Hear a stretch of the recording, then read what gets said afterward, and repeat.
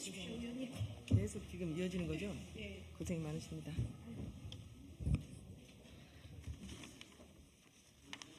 더불어민주당 원내대변인 이모경입니다. 법원이 인정한 민원 사주 부당성 당장 유일임 위원장은 수사하십시오.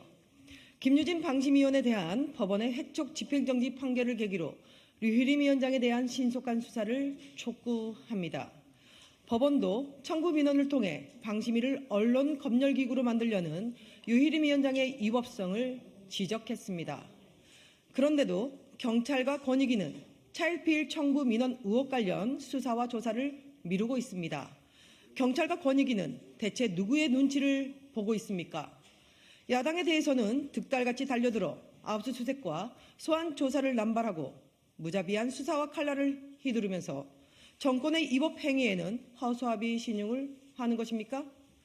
윤석열 정부 들어 검경 등 수사기관과 권익위 같은 부패 방지 기관이 보문을 잃고 권력의 흥신소로 전락하고 있습니다. 윤석열 대통령의 친위부대를 자처하는 방심위와 경찰과 권익위의 시간만 끌려는 행태는 법치를 조롱하고 있습니다. 경찰과 권익위는 법원도 지적한 유일임 위원장의 청구 민원에 대해 당장 수사와 조사에 나서기 바랍니다. 윤석열 정부는 전세 사기 피해자에게 정부를 의지하지 말고 각자 도생하라는 것입니까?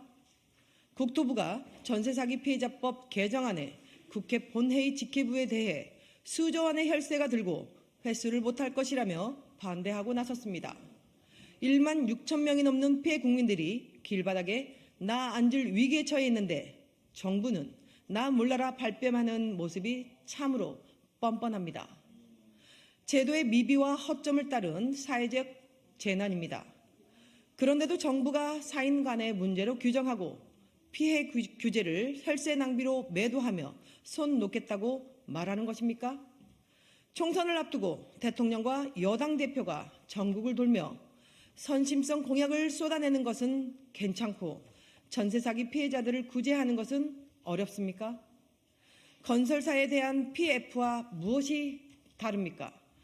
전세 사기 피해자는 경제에 미치는 과장이 작아 무시해도 된다는 말입니까? 더욱이 이번 개정은 정부 여당 간의 법률 제정 당시 시행 후 6개월 뒤 개정한다는 합의에 따른 것입니다.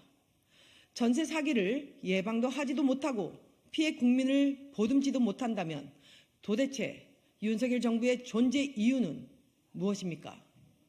국민에게 정부 믿지 말고 각자 도생하라는 정부의 태도는 파렴치합니다.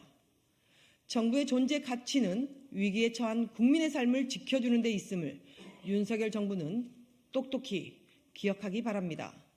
더불어민주당은 전세 사기 피해자법 개정안을 반드시 통과시켜 위기에 처한 국민들의 소중한 일상을 지켜낼 것입니다.